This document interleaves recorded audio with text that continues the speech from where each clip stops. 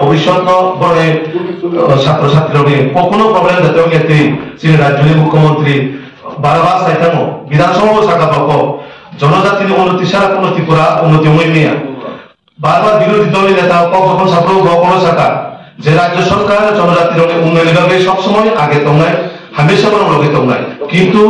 চুমুক শাখা দেখো বিগত দিনও কিছু রাজনৈতিক দল আমরা যেভাবে মানে বরং রাজনৈতিক আলাপ নানান বাজে নেয় ও জিনিসটা পাইসা উশৃঙ্খল তৈরি খেলে ভাইকাই জাতি জনজাতি মিশন পাইসা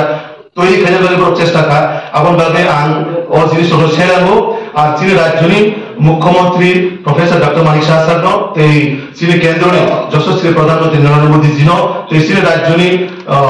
প্রদেশ সভাপতি রাজীব ভট্টাচার্য জি বেলায় বেলায় পাইলে হামাই মারিব কারণ জনজাতির উন্নয়ন বিভাগে বা এই যে পরীক্ষা না থাকলে যে সমস্যা পাইমানি আপনো দ্রুত সহকারে ভাইকার সমস্যার সমাধান খাইকা আপন ভাবে রাজ্যবাসী হইতে বেলায় বেলায় খাই তিনি মোদী মানিক শাহ সরকার পাইলে হামাই মারব আর আগামী দিনও জনজাতির প্রতিটা সমস্যা রাজ্য সরকার কোন পাশে তোমরাই হামেশা তিনি মোদীজি তিনি